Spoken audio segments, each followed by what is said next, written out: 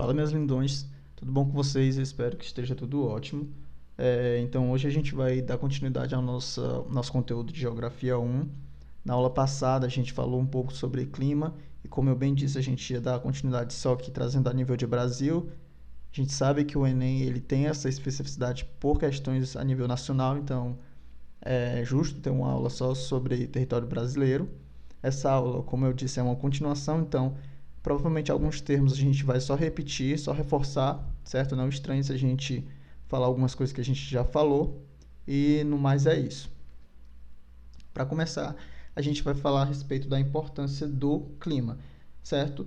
Na aula passada a gente falou algumas aplicações da climatologia, do estudo do clima na nossa sociedade.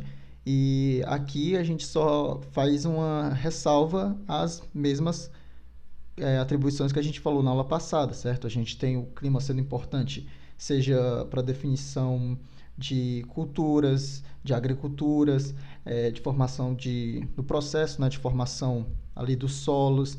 Ele vai ser importante também porque é ele quem é o responsável por definir a vegetação e a paisagem de uma determinada localidade, tá bom? Ele também vai definir o tipo e o percurso de alguns rios. A gente vai ter uma aula mais à frente a respeito só de rios, mas já deixa bem claro que o clima, obviamente, vai ter essa importância para a determinação disso, uma vez que ele é que vai determinar, por exemplo, as taxas de precipitação de uma região, certo? Como eu disse, ele modela o relevo e também, óbvio, ele vai ser responsável por influenciar nas atividades humanas. Como eu já disse, a agropecuária é um grande exemplo, mas todas as outras atividades, querendo ou não, elas vão ser sim, influenciadas por esse clima, ok? Só para iniciar, vamos trazer um conceito que é um conceito relativamente novo, ou melhor, ele está sendo trazido à tona recentemente, que é o conceito de corredor de fumaça, certo? O primeiro ano que realmente ele foi trazido, assim, todo mundo ficou sabendo, foi no ano passado, certo? Quando aconteceu de que tanto a questão da temporada seca, né, que o ano passado enfrentou, como também a questão das fumaças, das queimadas, principalmente na região da Amazônia, fizeram com que, como vocês podem observar essa imagem aí, ó, se formasse um longo corredor nessa faixa entre Brasil, entre essa porção aqui do sudoeste do Brasil, certo? Alguns países vizinhos também foram atingidos, ou seja, é um evento geográfico que atinge não somente um país, mas outros. A gente tem aqui como principais exemplos o Uruguai, o Peru e a Argentina também, certo? Nessa região. Então, é importante a gente saber o quanto que isso influencia, ou seja, às vezes a ação antrópica, ou seja, a interação humana com um determinado ambiente, vai fazer com que fatores naturais ocasionem desastres, como por exemplo esse enorme corredor de fumaça não era para acontecer naturalmente. O excesso de queimadas, tanto pelo o clima da região quanto também pela atividade humana, foi quem criou, quem proporcionou esse evento, certo? E eu coloquei isso porque novamente nesse ano ele se repete. Eu não sei se vocês estão aí bem atualizados, mas esse corredor de fumaça ele voltou a ocorrer na semana passada, mais ou menos. Então, é importante vocês terem noção disso, porque pode ser que o Enem venha aí cobrar essa questão. Eu duvido muito, esse Enem recente eu duvido muito, mas pode ser que venha alguma questão debatendo esse corredor de fumaça, certo? Agora a gente entra especificamente na aula, ali foi só uma introdução, e vamos para as características gerais do clima do Brasil. Esses dois conceitos vocês têm que sair dessa aula conhecendo, não podem sair dessa aula sem saber disso, certo? Primeiro, que 92% do território é situado na zona tropical, certo? Com apenas 8% do território subtropical, nessa região do sul do país, certo? As estações, elas são definidas apenas no sul do país. Isso por quê? Porque, olha, como vocês podem ver, essa imagenzinha aqui eu trouxe só para vocês lembrarem, o Brasil ele vai ficar situado nessa porção entre o Trópico de Câncer, não, entre a linha do Equador. O Trópico de Câncer também pega um pedaço. Mas especificamente aqui na região da linha do Equador e no Trópico de Capricórnio, certo? Com o sul do Brasil abaixo do Trópico de Capricórnio, e por conta disso, por se localizar numa zona temperada, a gente vai ter estações bem definidas, certo? Vamos lembrar que o Sol, ele se move dessa forma, gente, olha. E por conta disso, as áreas que ficam mais próximas da linha do Equador são as áreas mais privilegiadas, porque elas recebem uma incidência bem maior do que as regiões que não ficam localizadas nessa porção. Então, quanto mais próximo da linha do Equador, mais quente e com maior diferença, certo? Nas estações vai ser. Mas, peraí, deixa eu deixar isso bem claro. Quanto mais longe da linha do Equador, mais é provável que a região ela vá possuir as 4 estações, certo? Quanto mais próximo da linha do Equador, por exemplo, o Nordeste. No Nordeste a gente só tem o quê? Só tem inverno e verão. Justamente por conta disso, a taxa de incidência solar ela é tão grande que ela só consegue trabalhar com extremos. Ou vai ficar frio ou vai ficar quente. Ela não consegue fazer com que ocorra meio termos, certo? No caso é a primavera e o outono. Essas outras estações elas vão ocorrer somente em regiões de clima temperado, certo? Ou seja, acima do Trópico de Câncer ou abaixo do Trópico de Capricórnio, tá bom? Por que eu digo isso? Porque nessas regiões polares também é muito difícil dizer que existem estações. Por quê? Porque, como vocês podem observar aqui, ó, em determinado período do ano, essa região, por exemplo, do Polo Norte, ela vai ser uma região, do Polo Sul, perdão, ela vai ser uma região que vai passar muito tempo sem receber qualquer tipo de incidência solar, ou a mínima incidência solar possível, certo? Então, ela não vai conseguir também, ela não vai conseguir possuir todas essas estações, tá bom? Enquanto que aqui, próximo da linha do Equador, a gente não tem essas estações, porque a gente tem um excesso de radiação solar, nessas porções mais ao extremo norte e extremo sul do planeta, a gente também não vai ter todas as estações por conta de ausência, certo? Desses raios, tá bom? Então, a diferença na incidência de raios solares com o decorrer do ano é o responsável por fazer com que essas regiões próximas ali da linha do Equador, da faixa do Equador, elas não tenham todas as 4 estações, tá bom? Então, abaixo, nessa região mais ao sul do país, certo? Essa região do Paraná, por exemplo, é uma região que a gente já tem sim a presença das 4 estações, certo? Aqui só de novo trazendo para vocês, olha, a gente pode observar que essa regiãozinha abaixo do Trópico de Capricórnio, ela vai ser beneficiada, tá bom? Com essa zona mais temperada.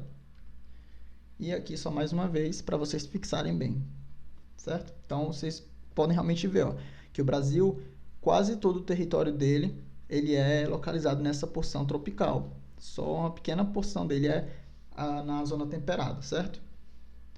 Pronto, agora vamos falar um pouquinho da zona de convergência intertropical. Essa zona de convergência tropical, ela é uma região, tá bom? É uma região que fica localizada nessa porção mais ao norte do país, certo? E ela é uma região que tem uma pressão muito inferior, uma pressão muito baixa, certo? Por conta dessa pressão baixa, o que acontece é que esses ventos alísios, o que são os ventos alísios? Vamos lembrar. Os ventos alísios são aqueles ventos que se formam a partir do movimento de rotação da Terra, certo? Então, a Terra, ela faz esse sentido de rotação e a partir desse sentido de rotação ela vai formar esses ventos alísios. Esses ventos alísios, eles vão partir para as regiões de baixa pressão, certo? E vão se concentrar nessa estreita faixa aqui, ó. É como se fosse meio que um corredor mesmo. Vocês conseguem ver, ó? Então, eles vão se concentrar nessas regiões, tá bom? Nessa faixa mais, como é que eu posso dizer, equatorial. Lembrando que esse percurso que eles vão fazer vai ser no sentido leste para oeste, certo? É importante lembrar isso. Sentido leste para oeste, certo? Aí uma coisa importante que a gente pode trazer a respeito dessa faixa, né, dessa zona de convergência intertropical, é o seguinte, que nessa zona, vocês estão vendo aqui alguns exemplos de nuvens, certo? Aqui são diferentes tipos de nuvens, e nessa zona a gente tem uma grande presença desse tipo de nuvem aqui, ó, que é a cumulonimbus. Esse tipo de nuvem, ele é caracterizado por essa longa faixa. Vocês percebem que ela fica desde altitudes mais inferiores até a porção mais alta, certo? Onde a gente tem uma pressão menor e temperatura menor. Por conta disso, por conta dessa longa extensão desse tipo de nuvem, o que acontece é que ela vai conseguir levar calor da superfície aqui da Terra, certo? Do solo. Ela vai conseguir levar esse calor para regiões mais superiores da estratosfera, da troposfera, perdão, certo? Então, a região superior da troposfera, ela vai, então, receber esse calor.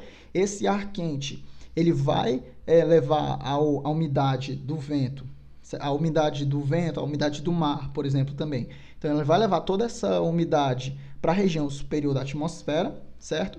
E vai criar tanto nuvens que são mais carregadas, ou seja, nuvens que vão formar, na verdade, tempestades muito fortes, certo? Então, essa região da ZECIT, né, que é a zona de convergência intertropical, é uma região caracterizada por tempestades muito fortes, tá bom? E também, outra consequência disso é que, como a gente tem essa junção dos ventos alísios, ou seja, como a gente tem esse choque muito grande dos ventos alísios nessa porção, o que acontece também é que pode acontecer de os ventos ficarem estagnados, ou seja, as circulações de ar, elas vão enfrentar choques frontais, certo? E aí elas não vão direcionar bem a maré para nenhum canto. Então, um barco que circula por essa porção da ZECIT, esse barco ele corre ali o perigo de ficar estagnado, certo? Hoje não, porque a gente sabe que o barco não é movido à vela, mas isso era prejudicial principalmente na época das grandes navegações, onde a gente tinha aqueles barcos movidos à vela. Então, nessa época, eles evitavam essa região justamente porque sabiam que podia acontecer de o barco não ter mais qualquer força motriz que movesse ele, tá bom?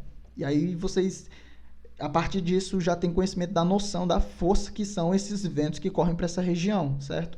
Então, vamos lá, se a gente pudesse resumir, a gente diria que é o quê? Que é uma região carregada por chuvas, por tempestades muito fortes, certo? É uma região que tem, sim, ali a presença de ventos também muito fortes, ventos esses que, ora, podem acabar se chocando e causando ali uma inércia em qualquer barco movido à vela daquela região. E outra coisa importante é que, se vocês observarem aqui no mapa, não sei se dá para ver muito bem, mas esses ventos alísios, eles vão partir principalmente para essa região. Aqui está dando a entender que ele vai beneficiar mais essa porção, mas ele também vai beneficiar muito essa região nordeste, certo? Ele beneficia a porção norte aqui do Brasil, mas essa região aqui do Nordeste, ela também vai ser muito beneficiada com chuvas, índices de precipitação muito elevados por conta dessa zona, certo? Por conta desses ventos e por conta desse tipo de nuvem, tá bom? Então, isso é que vocês têm que guardar a respeito dessa zona. Aqui, a outra zona que a gente tem é a zona de convergência intertropical, tá bom? Essa zona de convergência intertropical, ela é uma zona que vai se localizar nessa porção aqui, ó, como vocês podem ver, certo? Essa zona de convergência intertropical, ela vai ter a presença ainda, como a gente disse antes, desses ventos alísios que vão se localizar nessa porção, vão formar toda essas chuvas, essas tempestades fortes aqui nessa porção, tá bom? Eu tô só revisando, tá, gente? Pode ter parecido que eu tô falando coisa diferente, mas é ainda a mesma coisa, certo? Tô só revisando.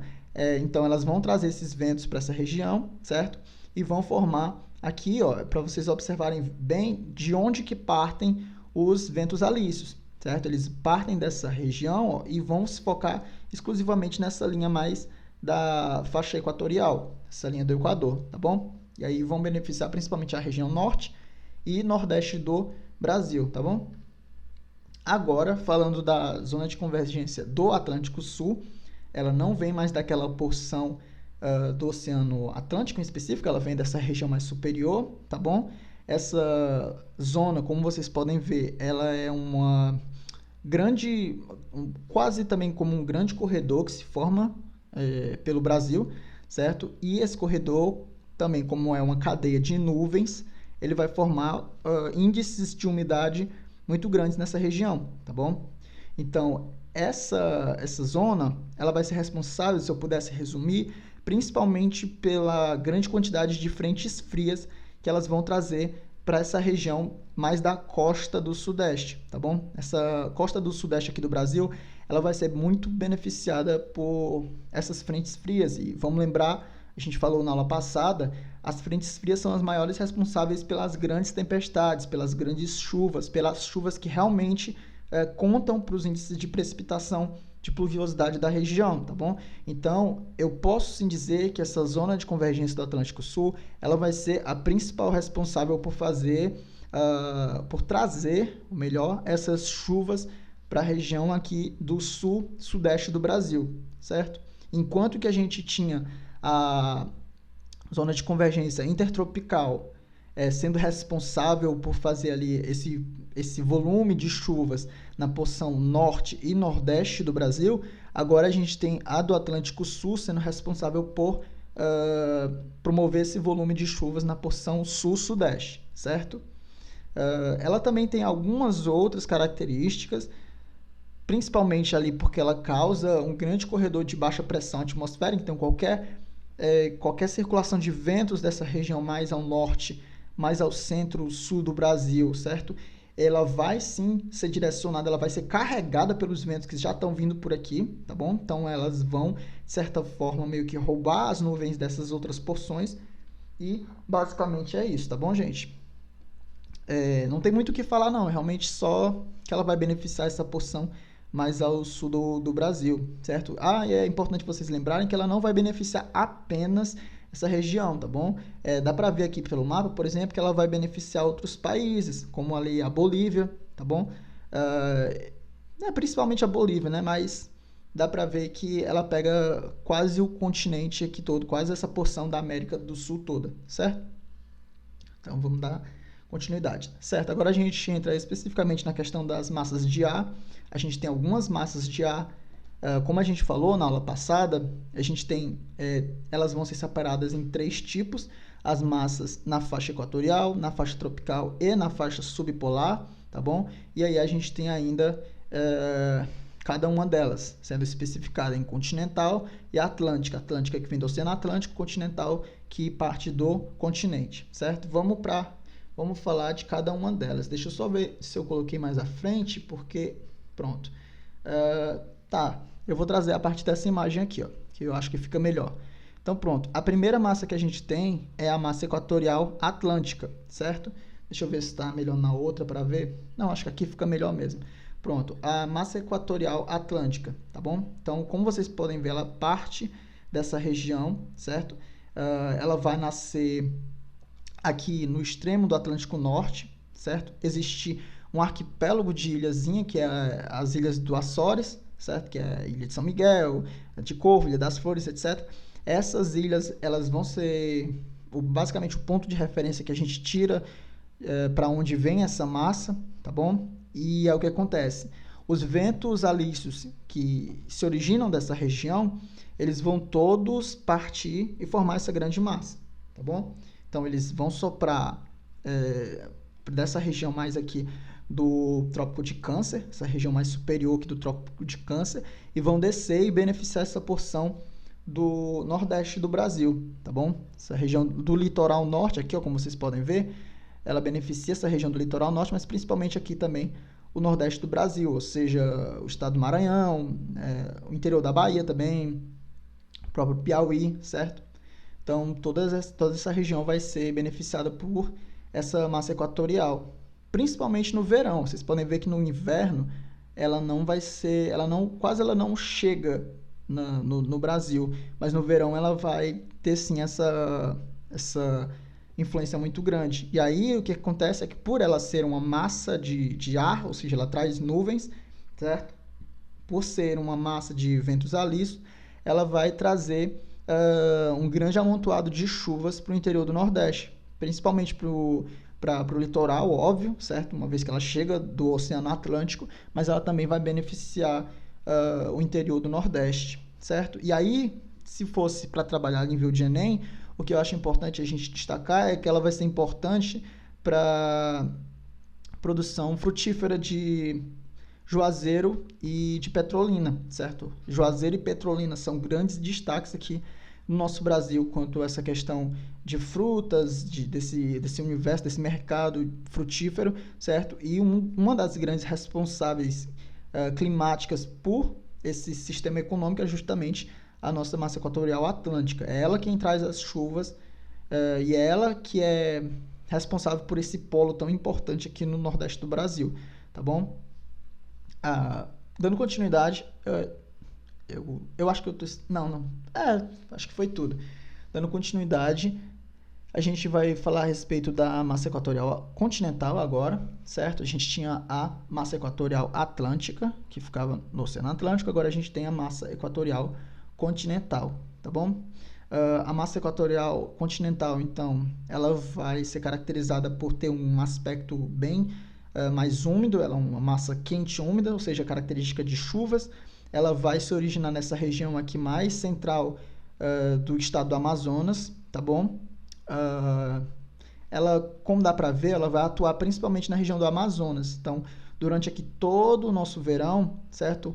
Ela vai favorecer principalmente a Amazonas. Na verdade, durante todo o ano, né? Verão e inverno, se vocês forem considerar, ela vai atuar principalmente no estado do Amazonas durante o ano todo, praticamente. Então, ela vai basicamente favorecer aqui com que ocorram muitas chuvas, certo? Ela vai favorecer que os índices de precipitação dessa região da Amazônia eles sejam bem altos, tá bom?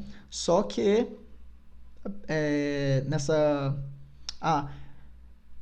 ela vai favorecer esses índices pluviométricos, esse grande amontoado de chuvas em outras regiões, como vocês podem ver aqui também no centro-oeste do Brasil, certo? Ela vai favorecer também, só que no inverno ela vai atuar principalmente no Amazonas, certo? Então, se por acaso alguma questãozinha perguntar sobre a influência da massa equatorial continental durante o inverno, vocês vão ter que lembrar que a atuação dela vai ficar restrita principalmente ao estado do Amazonas, certo? Não só o Amazonas, na verdade, essa região aqui toda mais do norte do Brasil, ou seja, o Amazonas, Roraima, o próprio Acre, certo? Então, toda essa região ela vai ficar beneficiada. Enquanto se eu, por exemplo, falasse a nível de ano, ou mais especificamente a nível de verão, eu poderia dizer que essa região mais ao centro-oeste do Brasil, e algumas vezes essa linha zona que está correndo para cá, ó, ela é bem rara de acontecer, dessa massa se deslocar dessa forma, mas em algumas vezes, em alguns casos, ela pode sim acabar vindo beneficiar o estado de Minas Gerais e de São Paulo, certo? Nessa porção mais ao sudeste do Brasil. E basicamente é isso, tá, gente? Vocês vão lembrar da massa equatorial continental, principalmente pela sua atuação na porção mais ao norte do Brasil, certo? Tá bom, a gente tem então agora a massa tropical atlântica, certo? Massa tropical atlântica, aqui. Essa massa tropical atlântica, ela é uma massa que tem também um aspecto quente e úmido, tá bom? Ela vai se originar no Oceano Atlântico, obviamente, certo? Mas mais ali próximo da região do Trópico de Capricórnio, vocês podem ver, tá aqui, ó, a gente já está na extensãozinha final do Brasil, nessa porção mais ao sul do Brasil, que é o Trópico de Capricórnio, que é onde vai se formar essa massa, tá bom? Essa massa, ela vai, então, beneficiar principalmente essa região aqui do sul-sudeste do Brasil, tá bom?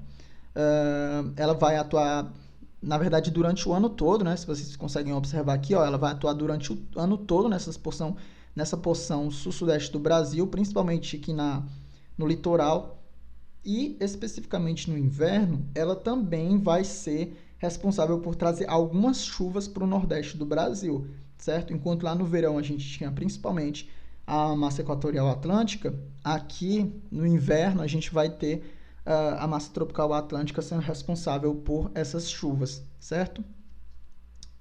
Além disso, deixa eu ver, eu posso dizer também que essa massa ela vai ocasionar chuvas que vão ser principalmente chuvas litorais. Eu falei que ela vai causar chuvas nessa porção mais ao sul, sudeste do Brasil, certo? Essas chuvas são principalmente chuvas frontais, tá bom? Chuvas ali no litoral, na costa dessa porção sul-sudeste, certo?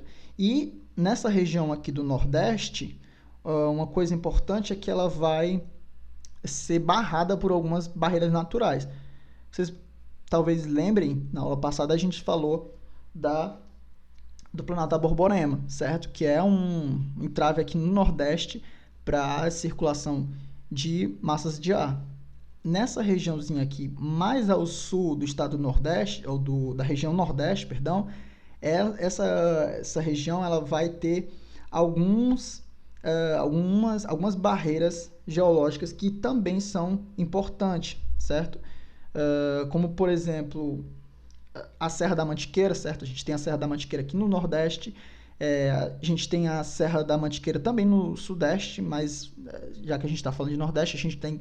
Eu acho que o principal exemplo que a gente pode citar é ela, certo? Que vai impedir que ocorra a circulação dessas massas para essa região mais ao Nordeste. Então, quando eu falo que essa massa tropical atlântica ela beneficia a porção do Nordeste, vocês vão ter que lembrar que ela vai beneficiar a porção anterior à cadeia de montanhas, ou seja, anterior à Serra da Mantiqueira, certo? Ou seja, aquelas chuvas orográficas, vamos lembrar na aula passada como é que é, ela vai beneficiar a porção anterior da barreira geográfica e a porção posterior ela vai ser caracterizada por variações climáticas, por perdas de recursos hídricos, certo? Com a presença de estiagem, com a presença de vegetação mais árida e etc. Tá bom? Então a gente tem agora a massa tropical continental. Massa tropical continental está aqui, certo? Essa massa tropical continental ela também tem ventos que são quentes, certo? Só que ao contrário das outras que tinham que tinham massas de ar que eram quentes e úmidas, ela tem massas de ar que são quentes, mas são quentes e secas, certo? Ela se origina não no Brasil, mas essa porção mais ao nordeste aqui da Argentina, certo? Especificamente ali na Depressão de Chaco. E ela vai atuar principalmente na própria Argentina. Ela não tem uma influência tão grande aqui no Brasil, certo? A influência que ela vai ter no Brasil vai ser mais nessa região do sul do Brasil. Então, a massa tropical continental ela vai atuar principalmente na região sul do Brasil, certo? Como por exemplo o próprio estado do Paraná, Santa Catarina, Mato Grosso do Sul, perdão, Mato Grosso ficou mais acima, então acho que nem influencia, mas o Mato Grosso do Sul, ela se influencia, o Rio Grande do Sul também, certo? Então todas essas porções aqui vão ser influenciadas por essa massa tropical continental. Vocês podem ver que ela é uma massa seca, certo? Ao contrário das outras. E por fim a gente tem a nossa massa polar atlântica, que se inicia aqui, ó, massa polar atlântica. Essa massa polar atlântica, ela é uma massa que é uma massa fria, tá bom? Ela vai se originar nessa porçãozinha aqui do Oceano Atlântico. A imagem não está muito bem. Ela vai beneficiar, né, essa região, principalmente a região sul, sudeste do Brasil também. Ela, de modo geral, essa massa ela vai atuar principalmente no hemisfério sul, certo? Ela não vai ter atuação no hemisfério norte, certo? Então, vocês lembram que a gente falou que algumas massas são responsáveis pela formação de frentes frias aqui na região sul-sudeste? Então, essa massa ela trabalha especificamente com a formação de frentes frias na região sul do Brasil, certo? Então, esse clima mais frio, essa presença de precipitações mais destacados ao longo do ano, ela é atribuída a essa massa polar atlântica. E aí vocês podem associar também o polar aqui da palavra com a presença de neve. Em alguns casos assim extremos, onde a gente tem essa região alcançando uma temperatura muito, muito baixa, a gente tem sim a presença de neve nessa região sul do Brasil, tá bom?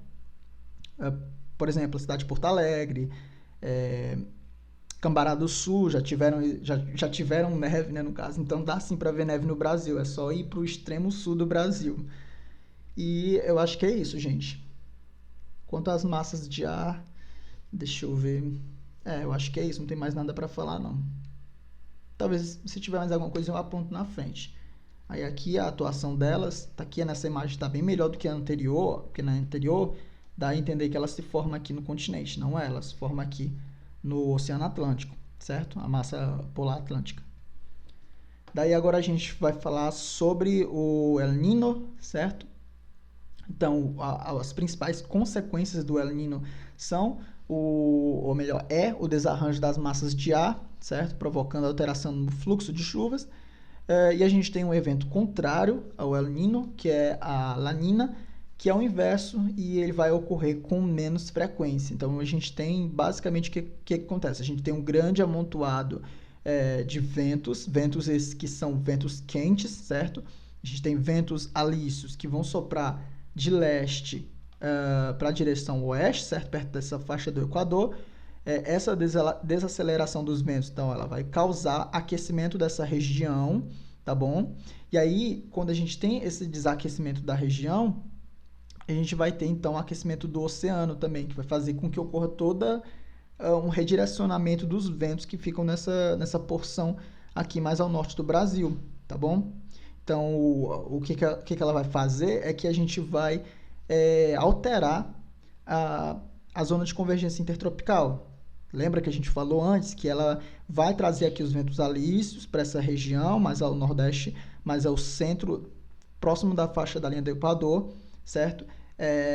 Com a presença do El Niño, a gente vai ter uma total alteração dessa zona de convergência intertropical. Então, a gente vai ter a mudança da posição dessas massas de ar, certo? Então, quando a gente tem isso, qual vai ser a principal consequência? Olha, vamos à lógica. Se essa zona de convergência intertropical ela vai ser a responsável por trazer as chuvas para o nordeste do Brasil, então, quando a gente tem a presença do El Niño, a gente vai ter, então, a formação de secas no Brasil, certo? Ela vai desalinhar os ventos e vai levar todos esses ventos ali que eram para ir pela faixa ali da zona de convergência intertropical e vão partir para a região sul, trazendo as chuvas para a região sul do Brasil, tá bom? Então, o que ela faz é basicamente trocar essas estações, certo? Ela reverte as estações no Brasil. Então, nos meses de, sei lá, janeiro a mais ou menos abril, março, que são os meses de chuva aqui no Brasil, a gente não teria, essas chuvas nessa região, certo? Essas chuvas iriam para o sul do Brasil. Tá, agora a gente já falou basicamente de quase tudo, a gente vai entrar na parte final da aula, que é especificamente sobre os climas, certo? O primeiro clima que eu vou falar é o clima equatorial, certo? Esse clima, ele é um clima de regiões próximas da linha do Equador, o nome já dá para pensar nisso. Ele tem uma elevada temperatura, não preciso nem dizer o porquê, certo? Ele tem uma incidência bem maior de raios solares, a posição dele, ela é beneficiada, certo? Ela tem uma baixa amplitude térmica. Se vocês não entenderem por que ele tem uma baixa amplitude térmica, voltem à aula passada, que eu explico lá qual é essa relação entre a incidência, o grau de incidência de raios solares e as variações de amplitude, certo? Ele tem um alto índice de pluviosidade, uma vez que nessa região da faixa equatorial a gente tem a presença dos ventos alísios, certo? Que vão promover aquele tipo de nuvens, certo? Aquele tipo de nuvens que fica nessa região, no caso as cumulonimbus, certo? E ela vai ter influência desses dois tipos de massa aqui, certo? A massa equatorial continental e a massa equatorial atlântica, como a gente acabou de falar um pouquinho antes, certo? Então, de modo geral, a temperatura nessa região vai ser uma temperatura não tão quente, mas também não tão fria, vai ser uma temperatura moderada, certo? Ela é uma temperatura elevada se comparada com os outros estados, mas de um modo geral, ela não vai ser assim tão elevada, certo? A média mensal dela vai ser entre 24 e 27 graus, certo? Ela tem, como a gente disse, uma baixa pluviosidade, certo? Que mais? A agricultura nessa região ela vai ser geralmente mais dificultada, certo? Uma vez que, como ela é coberta de florestas, vocês estudam na biologia, a floresta ela auto se regula, então todos os nutrientes que a floresta gera, ela ao mesmo tempo consome. Então, por conta disso, é muito difícil fazer com que ocorra ali o desenvolvimento da cultura, certo? Da agricultura, perdão, certo? Então, é isso. Tipo assim, vocês podem lembrar o seguinte, gente, que como a gente tem altos índices de pluviosidade, ou seja, a gente tem grandes quantidades de chuva, além dessa grande floresta, dessa mata atlântica, além dessa mata que vai ser autorregulada, a gente também tem solos que vão ser muito mais lixiviados, certo? O que é um solo lixiviado? Um solo lixiviado vai ser um solo muito lavado. Ele pega tanta água que todos os nutrientes do solo vão acabar sendo movimentados de uma direção para outra e vão acabar sumindo daquela região. Então, o solo ele não consegue se desenvolver, certo? Então, por conta disso, a gente tem uma dificuldade para a agricultura nessas regiões, tá bom? Então, ela não vai ter tantas plantações, certo? O que a gente pode citar ainda nessa faixa mais equatorial é alguns tipos de planta que são queimadas e utilizadas como biocombustível, mas tirando isso, a gente não tem um grande aproveitamento dessa faixa mais equatorial, desse clima mais equatorial, certo? A gente tem então depois o clima semiúmido, certo? É um clima tropical típico, ele predomina na maior parte do país, do Brasil, certo? E ele é um clima quente, marcado por verão úmido e inverno seco, certo?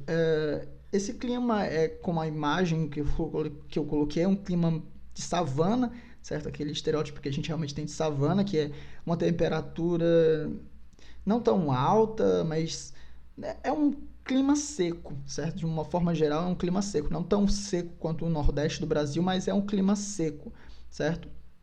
Então, a gente tem precipitações que são muito baixas, se comparadas com a média mensal. Tanto precipitações mensais quanto a precipitação anual dessas regiões são precipitações baixas. Então, é um Nordeste Nutella, é um sertão Nutella. E aí a gente entra agora no sertão de verdade, certo? Que é um clima tropical semiárido. Então a gente tem uma elevada temperatura, a gente tem uma baixa amplitude térmica anual, certo? E uma alta amplitude térmica diária. Isso por quê? Porque nós estamos numa localização desértica, uma região onde a gente tem baixos volumes de nuvens, a gente tem uma pequena quantidade de nuvens. Essas nuvens, elas não vão conseguir, por não existirem nuvens nessas regiões desérticas, elas não vão conseguir absorver, ou melhor, manter o calor nessa região. Então, de dia é muito quente, certo? E de noite é muito frio, tá bom? Essa é uma característica importante que a gente tem que falar. Os índices de pluviosidade, como a gente disse, são baixos, certo? Eles têm uma vegetação que basicamente é uma vegetação arbustiva, certo? Os solos, eles vão ser solos quase incapazes de sustentar qualquer tipo de vida. A grande maioria de plantas que sobrevivem nessa região são plantas mais adaptadas, certo? São plantas como, por exemplo, cacto, certo? Que são aquele tipo de planta que tem que criar mecanismos biológicos para suportar o ambiente. Daí 2 conceitos, na verdade 3, eu vou falar mais um à frente, importantes que a gente tem que mencionar quando a gente fala de clima do sertão, um clima tropical semiárido, são esses conceitos aqui. O primeiro é o conceito de desertização, certo? O que é a desertização? Ela é um processo natural, certo? Lento, que resulta na formação dos desertos. enquanto o que é a desertificação?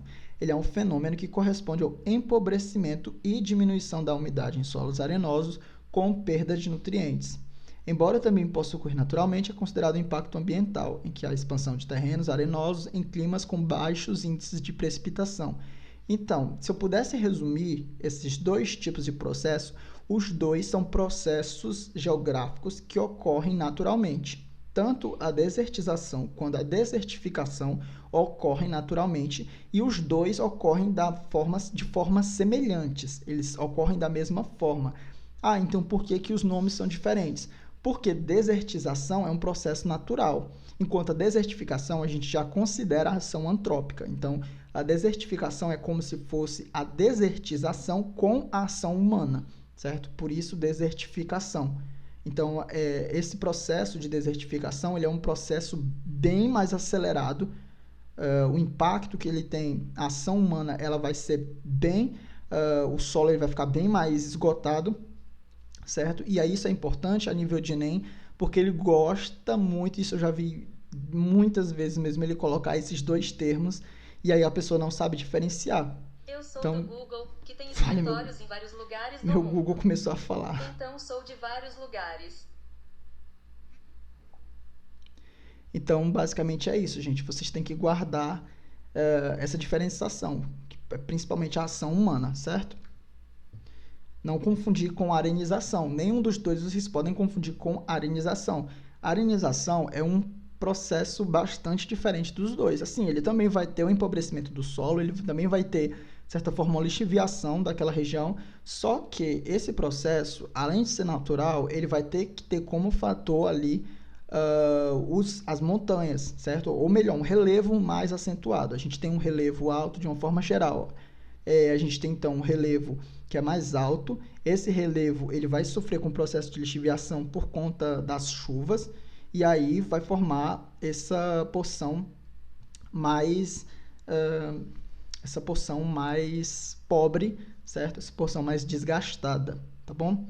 Então, de modo geral, ele é característico não de regiões de clima árido, de regiões de clima seco, como o Nordeste, como a região do sertão do Brasil, mas sim de regiões úmidas. A gente tem regiões que são de clima úmido, clima semiúmido, ou seja, regiões que têm índices de precipitação relativamente elevados, que vão sofrer com esse processo de arenização, tá bom? Ele não é característico de uma região seca, ele é característico de uma região úmida, porque ele depende do processo de precipitação, ele depende das chuvas para se formar, tá bom? Não confundam. Pode parecer igual, mas não é. E por fim a gente tem a salinização, certo? Que é um processo de acumulação de sais minerais. A gente tem aí sódio, cálcio, magnésio, potássio, etc. na Terra, certo? Essa concentração, esse aumento de sais, ele vai prejudicar muito as propriedades do solo, tá bom? Ou seja, as plantas elas não vão conseguir se desenvolver bem nessas regiões, e existem alguns estudos tentando plantar algumas espécies para recuperar esse solo, como por exemplo feijão. De modo geral, o processo de recuperação do solo é que eles vão lixiviar o solo, ou seja, eles lavam todo o solo, tirando todos esses sais que ficam aí, e aí depois eles tentam plantar algumas culturas locais, por exemplo, feijão, milho também. Então, eles fazem isso para tentar recuperar esse solo. E aí, é importante a gente falar que esse processo de salinização, ele resulta principalmente de ação humana. Então, a utilização de sais minerais, de calagem, de todos esses processos que algumas pessoas implementam, que a maioria, né, implementa na agricultura, eles vão fazer com que esse solo ele fique sobrecarregado, certo? Então ele fica tão sobrecarregado que a planta simplesmente não sobrevive, e aí precisa ser totalmente tratado, e não se sabe ainda se ele pode ser tratado. Os estudos que eu vi, pelo menos, são bem recentes e ainda não tem assim, nenhum consenso. Isso aqui, ó, é de uma matéria de um teste de recuperação no solo aqui do Nordeste, se eu não me engano, certo? No solo do sertão, ali de Sergipe. e é um estudo bem novo, de 2018, se eu não me engano. Então, dá para ter uma noção de que ainda não se sabe se esse solo ele pode ser recuperado. Então, é um impacto ambiental muito grande.